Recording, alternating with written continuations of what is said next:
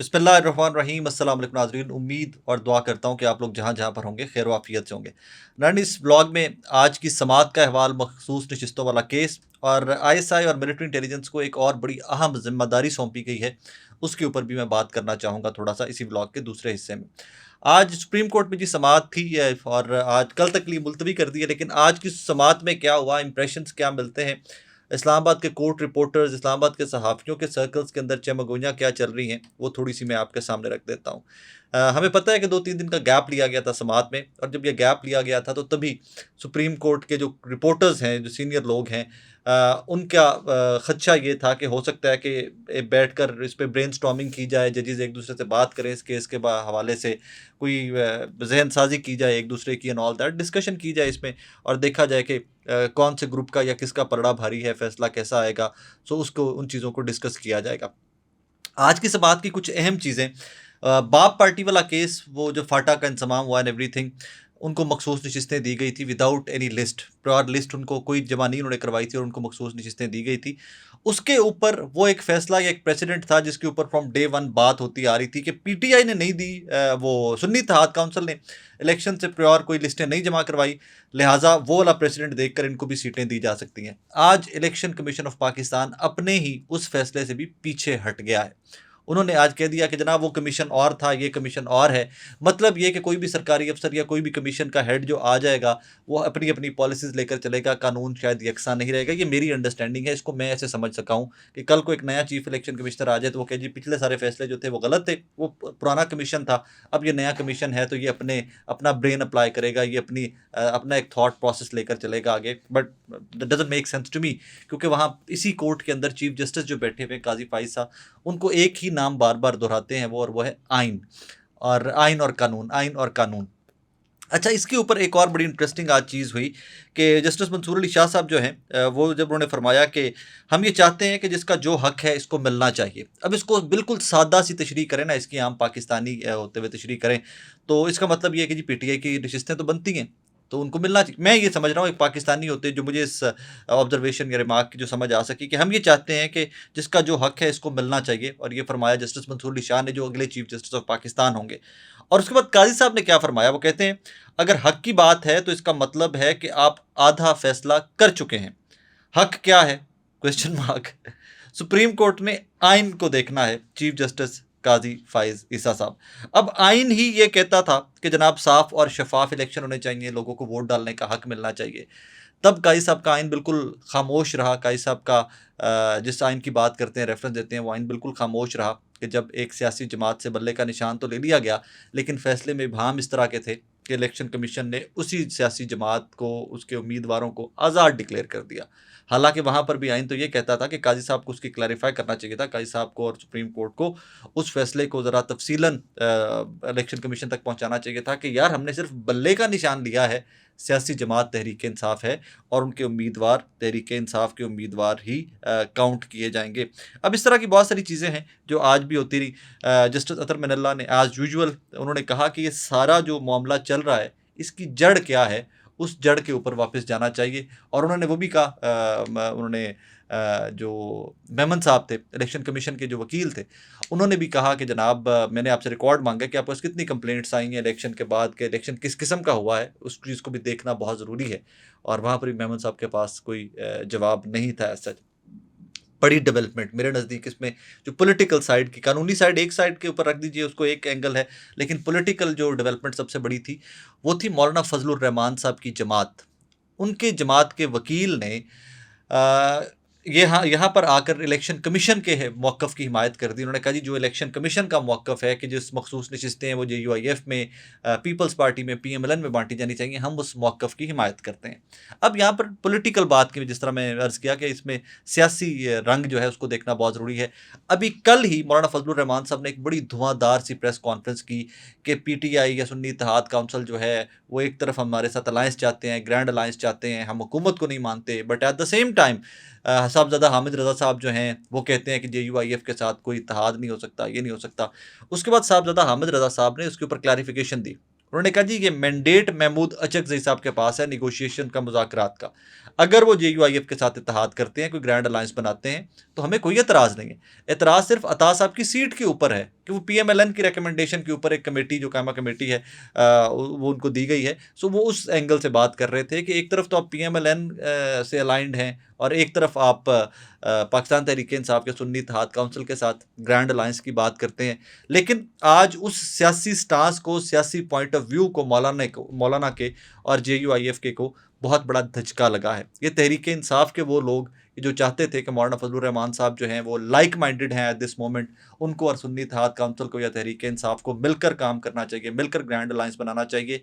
उनके उस स्टांस को, उनकी उस थॉट प्रोसेस को, उनकी उस सोच को आज बहुत बड़ा धचका लगा है। मौलाना फजलुर रहमान साहब की जमात के कामरान मुर्तज़ा साहब जो हैं उनकी जानिब से कहा गया कि हम इलेक्शन कमीशन के मौक़िफ़ की हिमायत करते हैं। उसके ऊपर जस्टिस बंदो कहने का ज़रा कैटेगोरिकली बताएं, क्लियर होकर बताएं कि आप कह रहे हैं कि जो इलेक्शन कमीशन ने किया ठीक किया और उसके ऊपर कामरान साहब के पास कोई जवाब नहीं था, एक मुस्कुराहट थी और उन्होंने कहा जी हम बस हिमायत करते हैं।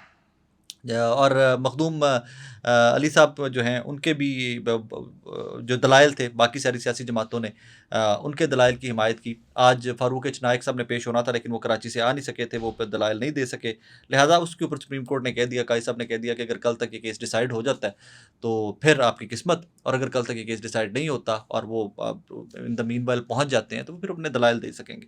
बहरहाल इसमें एक चीज़ बहुत ज़रूरी है वो समझने की कि यहाँ पर इस पे सदीक ने भी ट्वीट किया हुआ था मेरे भाई ने कि इस पे एक चीज़ जो है वो समझने की बहुत ज़रूरी है कि इस वक्त ये सदीक का ट्वीट आपके सामने रख रहा हूँ, इस वक्त गुफ्तगू ये हो रही है कि 3 दिन के वक्फे में काम डाल दिया गया है और एक वोट तोड़ लिया गया है, यानी काजी फाइसा साहब की अक्सरियत बन चुकी है।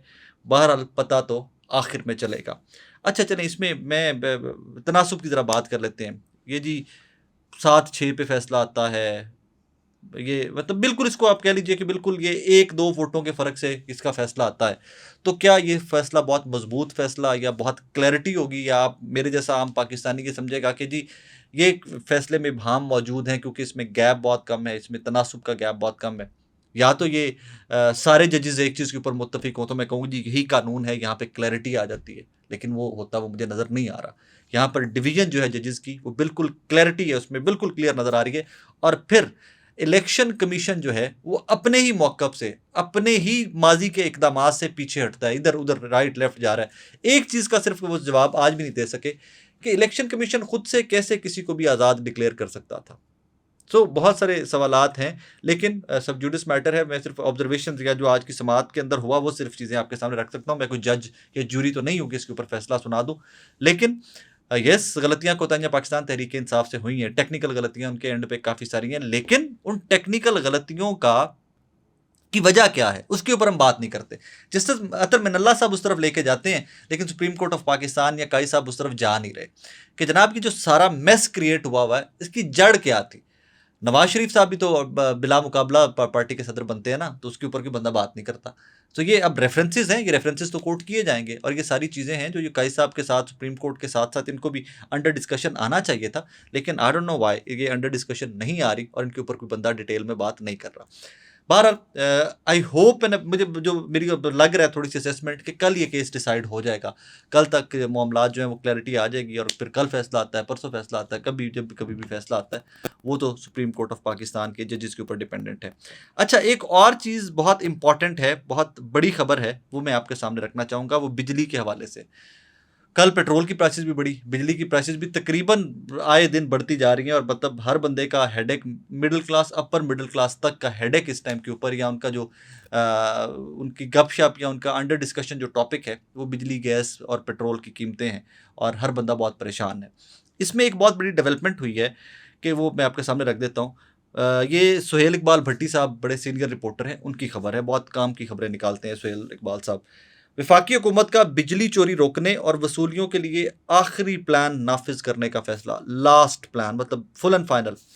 ISI, MI और दीगर अफसरान पर मुश्तमिल डिस्को सपोर्ट यूनिट कायम करने का फैसला। मुतल्लिका डिस्को का CEO डायरेक्टर, जबकि sector commander civil armed forces को डायरेक्टर होगा।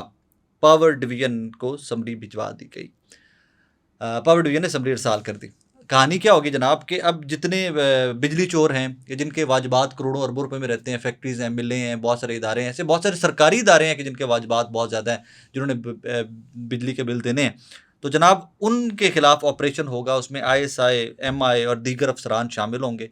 ये लोग सारी कार्रवाई करेंगे और जो सिविल फोर्सेस होंगी वो मतलब पुलिस हो जाएगी, जो बाकी सारी फोर्सेस होंगी, इनके डायरेक्टर होंगे सेक्टर कमांडर, जो मतलब लाहौर के सेक्टर कमांडर होंगे या इस्लामाबाद के होंगे, जो जो उस एरिया के जो होंगे वो लोग इसको डायरेक्ट करेंगे।